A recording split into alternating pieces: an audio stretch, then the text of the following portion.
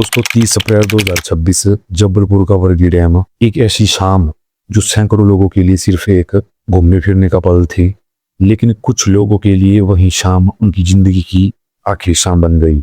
एक क्रूज जिसमें करीब 40 लोग सवार थे, धीरे धीरे वह पानी के बीच आगे बढ़ रहा था। लोग अपने परिवार के साथ खुश थे, कोई फोटो ले रहा था तो कोई वीडियो बना रहा था और बच्चे हंस रहे थे, खेल कूद रहे थे। उसमें सब कुछ बिल्कुल सामान्य था। लेकिन तभी अचानक मौसम में करवट ली, तेज हवाएं चलने लगी, आसमान काला पड़ गया और कुछ ही मिनटों में शांत दिखने वाला पानी खतरनाक लहरों में बदल गया। क्रूज पूरी तरह हिलने लगा और जिससे लोग घबराने लगे। और इससे पहले कि कोई कुछ समझ पाता, क्रूज संतुलन खो बैठा था और कुछ ही सेकंड में पलट गया। चारों तरफ सिर्फ चीख पुकार थी।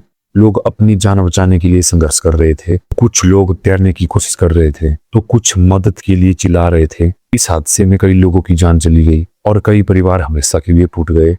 और कुछ लोग ऐसे थे जो आखिरी पल तक अपने अपनों को बचाने की कोशिश करते रहे। बताया जा रहा है कि एक माँ अपने छोटे बच्चे को सीने से लगाए आखिरी सांस तक उसे बचाने की कोशिश करती रही, लेकिन वो दोनों इस हादसे से बच नहीं पाए। सोची, जो पल खुशियों से भरा होना चाहिए था वो पल इतना दर्दनाक कैसे बन गया। शुरुआती जानकारी के मुताबिक इस हादसे की वजह सिर्फ खराब मौसम नहीं थी, बल्कि क्रूज में जरूरत से ज्यादा लोगों का होना और सुरक्षा इंतजामों की कमी भी एक बड़ी वजह थी। कई लोगों के पास लाइफ जैकेट नहीं थी और जब तक हालात बिगड़े तब तक बहुत देर हो चुकी थी। ये हादसा हमें एक कड़वी सच्चाई दिखाता है कि कभी कभी एक छोटी सी लापरवाही कई जिंदगियों को खत्म कर सकती है।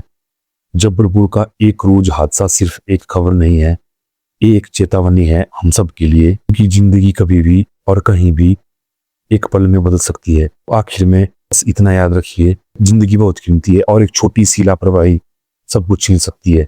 इसीलिए जहां भी जाए अपनी और अपनों की सुरक्षा को नजरअंदाज मत कीजिए, क्योंकि कुछ हादसे हमें सिर्फ दुख नहीं देते बल्कि हमें सिखाते भी हैं। अगली बार हमें और सावधान रहना है।